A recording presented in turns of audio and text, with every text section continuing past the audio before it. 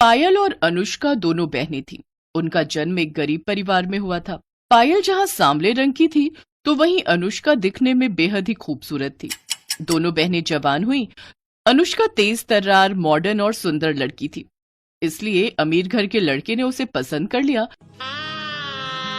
तो वहीं पायल की शादी एक गरीब परिवार में हो गई।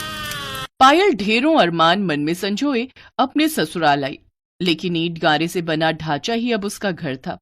ये देख उसकी आंखें भर आईं, लेकिन इसी को अपनी किस्मत मानकर उसने चुपचाप स्वीकार कर लिया। उधर अनुष्का अपने बड़े अमीर ससुराल में आकर बहुत खुश थी।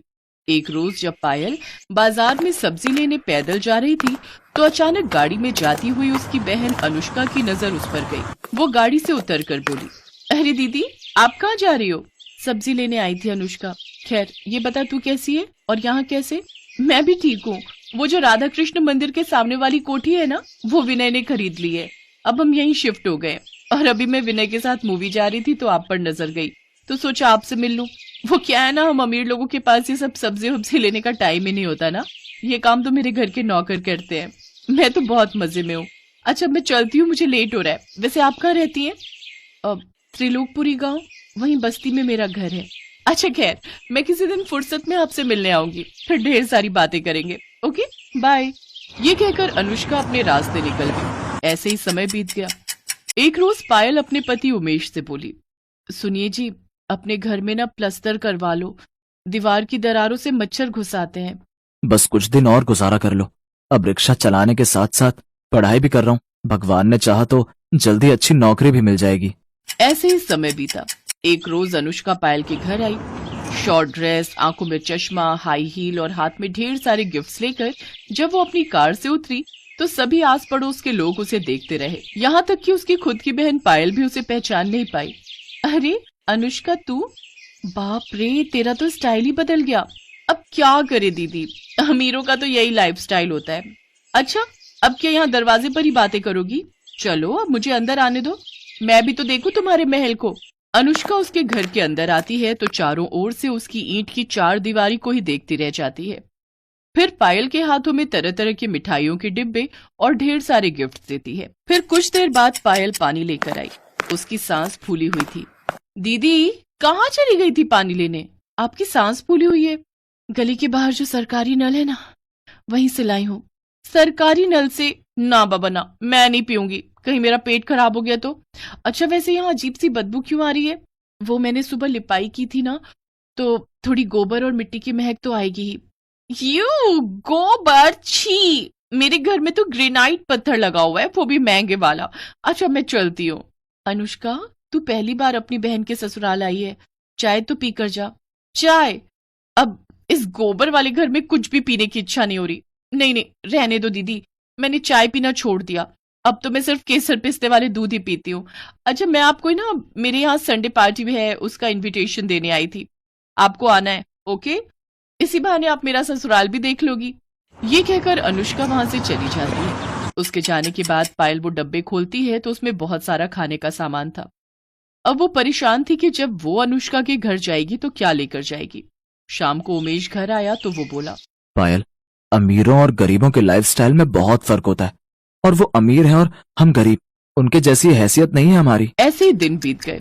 पायल को चिंता सताने लगी कि वो अनुष्का के यहाँ क्या लेकर जाएगी। फिर उसे ख्याल आया कि अनुष्का को उसके हाथ के आटे के लड्डू बेहद पसंद है। वो जल्दी से आटे के लड्डू बना लेती है और फिर अगले दिन उन्हें लेकर अनुष्का के घर पहुंच जाती है, जहां वो देखती है कि अनुष्का अपने शीश महल जैसे घर में आराम से बड़े से सोफे पर बैठी है। उसकी ठाट बाट देखकर पायल हैरान रह गई। पायल ने अनुष्का को पुकारा।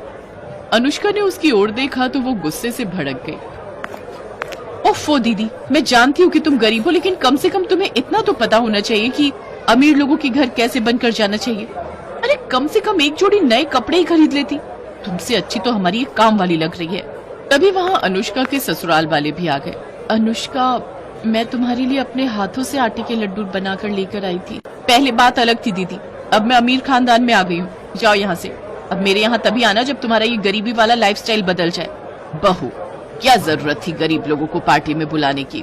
अनुष्का, तुम तो इनके यहाँ कितना कुछ लेकर गई थी और ये बेकार से लड्डू लेकर आई हैं।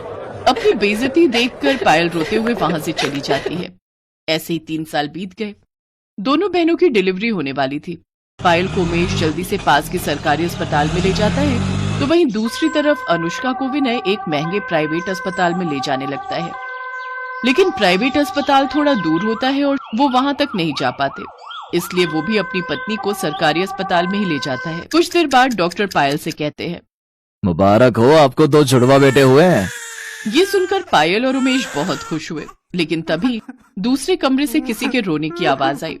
पायल ने पर्दा हटाकर देखा तो सामने बिस्तर पर अनुष्का बेहोश थी और विनय और उसकी माँ आपस में बातें कर रहे थे।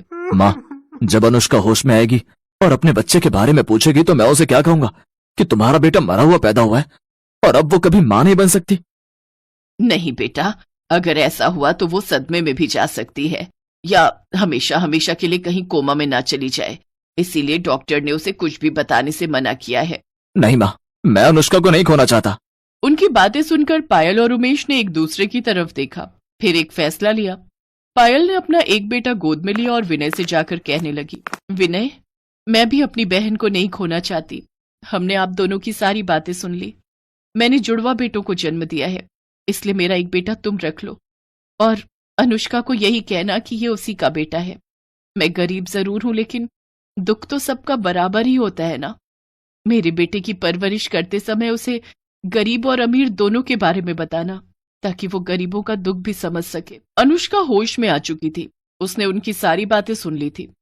वो हाथ जोड़कर पायल के सामने रोते हुए कहने लगी, मुझे माफ कर दो दीदी, मैंने आपको कितना भला बुरा कहा। शायद उसी की सजा मुझे मिली है जो भगवान ने मेरा बच्चा छीन लिया, साथ ही हमेशा के लिए मां बनने के सुख से भी वंचित कर दिया। दीदी, आपके बेटे को अपना बेटा समझकर पालूंगी। शायद इससे मेरे सारे पाप धुल जाए। मेरा नहीं बहन, तेरा बेटा, आज से ही तेरा बेटा है। दोनों बहनें रोते हुए एक दूसरे के गले लग गई। आज माँ की ममता ने अमीरी गरीबी के सारे फासले मिटा दिए।